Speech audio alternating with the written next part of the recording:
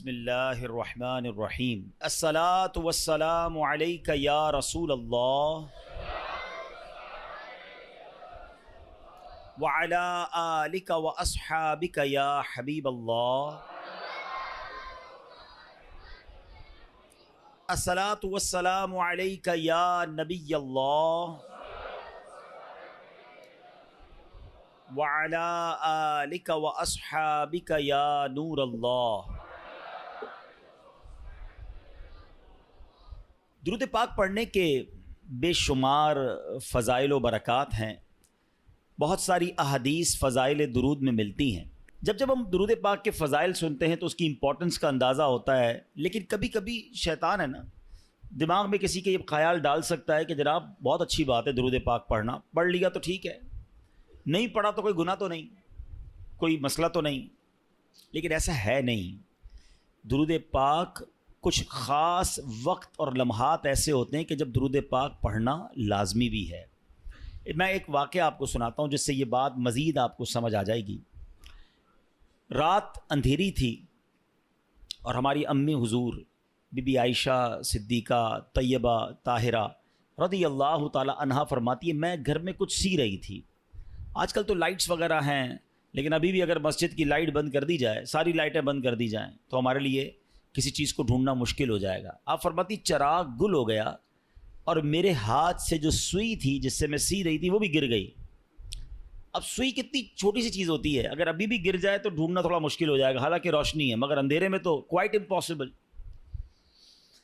تو آپ فرماتی میں سوئی تلاش کر رہی تھی کہ اتنے میں اندھیرے کمرے میں میرے آقا صلی اللہ تعالیٰ علیہ وسلم اپنا نور والا چہرہ لے کر آ گئے۔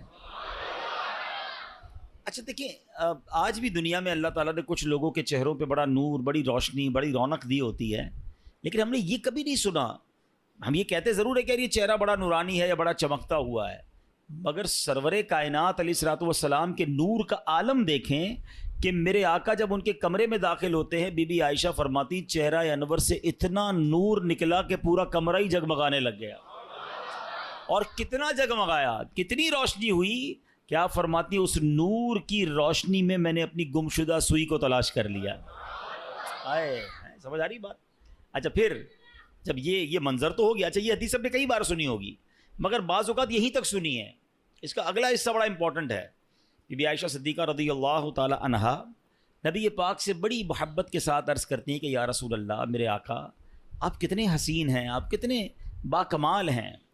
پیارے آقا علیہ الصلوۃ والسلام نے فرمایا، اے عائشہ، ہلاکت ہے اس کے لیے جو قیامت کے دن میرا دیدار نہ کر سکے گا۔ اچھا ذرا تھوڑا سا سمجھو بات کو، بروز قیامت جو نبی پاک علیہ الصلوۃ والسلام کا دیدار بھی نہیں کر سکے گا، اس کی محرومی سمجھ رہے ہیں آپ؟ یقیناً دیدار مصطفیٰ بڑی سعادت، جو نہیں کرے گا وہ محروم، لیکن اس کی اور ایک انٹرپریٹیشن بنتی ہے، اس کی ایک اور شرح بنتی ہے کہ مجھے ایک بات تو بتائیں، قیامت کے دن شفاعت کس نے کرنی ہے؟ نبی پاک علیہ السلام نے کرنی ہے نا۔ ہمیں پیاس لگے گی تو آب کوثر کس نے پلانا ہے؟ پیارے آقا نے پلانا ہے۔ ہم پلسرات سے گزریں گے تو رب سلم کی صداؤں سے گزارنا کس نے ہے؟ یعنی محشر کے دن تو قدم قدم پر ہمیں نبی پاک کی حاجت ہے، اور جس کی نبی پاک سے ملاقات ہی نہ ہو سکی، جو قیامت کے دن ان کا دیدار بھی نہ کر سکے گا، وہ تو مارا گیا نا۔ اب پوائنٹ سمجھ رہے ہیں؟ آقا علیہ الصلوۃ والسلام نے فرمایا ہلاکت ہے اس کے لیے جو میرا قیامت کے دن بھی دیدار نہیں کر سکے گا۔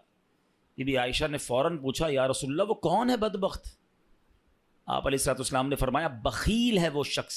بخیل کہتے ہیں عربی میں کنجوس کو، کنجوس ہے وہ شخص۔ کہ حضور کون کنجوس، کون بخیل؟ ارشاد فرمایا جس کے سامنے میرا ذکر ہو اور وہ مجھ پر درود نہ پڑھے۔ اب ذرا غور کیجئے، نبی پاک کا نام سننا ہے یا سرور کائنات صلی اللہ تعالیٰ علیہ وسلم کا نام لینا ہے تو پھر درود پڑھنا ہے، وہاں کنجوسی نہیں کرنی ہے۔ اچھا اب تو کنجوسی اور بخل کی عجیب عجیب اگزامپلز آ گئی ہیں۔ اچھا پہلے تو درود نہیں پڑھتے تھے، اب پتہ نہیں کیا ہو گیا، درود بھی پڑھتے تو شارٹ فارم والا، نبی پاک کا نام لیا اور ساتھ سلام کہہ دیا۔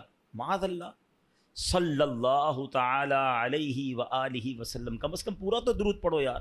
اچھا اسی طرح لکھنے میں کنجوسی، لکھنے کو پورے اخبار بھر دیں گے، پورے ناول لکھ دیں گے، مگر جب نبی پاک علیہ الصلوۃ والسلام کا نام آئے گا تو سلام یہ صاد لکھ دیں گے، یہ حرام ہے۔ درود بھی پورا، لکھنا بھی پورا ہے اور پڑھنا بھی پورا ہے. سارا دن باتیں کرنے کے لیے تمہارے پاس ٹائم ہے، درود کی باری میں ڈنڈی مارتے ہو.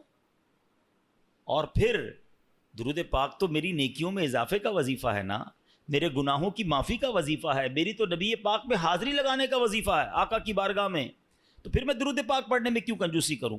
ہاں، اب علماء نے ایک بڑی خوبصورت ہمارے لیے آسانی کر دی. اب مثال کے طور پہ